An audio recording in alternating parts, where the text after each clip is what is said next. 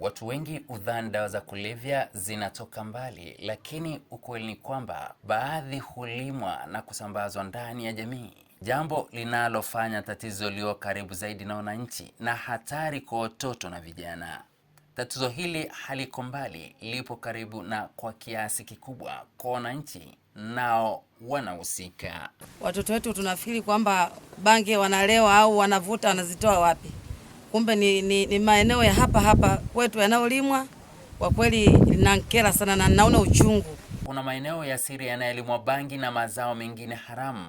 Wapo watu wanayohusisha na biashara hii kwa kificho, kwa faida binafsi bila kujali madhara kwa jamii. Vijana wengi huvuta bangi kwa urahisi kwa sababu wanazojua wao, kama anavyoeleza mwananchi huyu.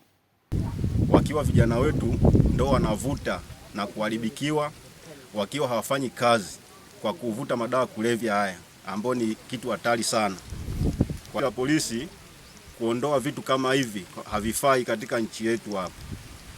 Madhara kwa watoto na vijana ni kupoteza dira ya maisha, kuacha shule, kazi, uraibu unaoharibu afya ya akili na mwili, kuingia kwenye vitendo vya uhalifu, kuathiri familia na jamii kwa ujumla, kama anavyoeleza mwenyekiti wa kitongoji. Lakini bado maeneo yanaonekana ni mengi na ni makubwa mno.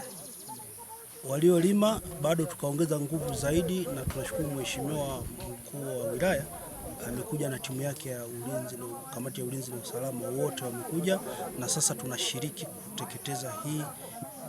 Mwenyekiti wa kijiji cha Mbigiri anaeleza namna walivyobaini mashamba hayo yalivyolimwa, huku mwenyekiti wa kamati ya usalama Kiteto na mkuu wa wilaya akitoa kauli ya serikali. Ilikuwa iko sehemu kama 3, nyingine imechanganywa na mahindi, lakini nyingine imepandwa ikiwa peke yake. Kwa sababu tulikuwa tumekuja muda mbovu kidogo, tulifanya kazi pamoja na askari kuing'oa ile bangi kama mafungu kama 5, lakini fungu moja tukalitekeleza na moto. Ni lazima waliohusika kwenye eneo hili wakamatwe, kwa sababu wamiliki wa mashamba haya wanafahamika vizuri. Kwa hiyo nimetoa maelekezo kwamba wamiliki wa mashamba haya wanaofahamika wakamatwe, na watatusaidia kama wamekodisha au wamelima kuweza kuwabaini watuhumiwa ambao wanakuja kujificha.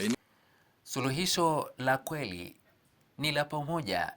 Hili si tu la jeshi la polisi pekee, jamii pia inahusika. Nikiripotia EATV kutoka hapa wilayani Kiteto mkoani Manyara, mimi ni Mohamed Chumvi, askari wa mwamvuli wa EATV.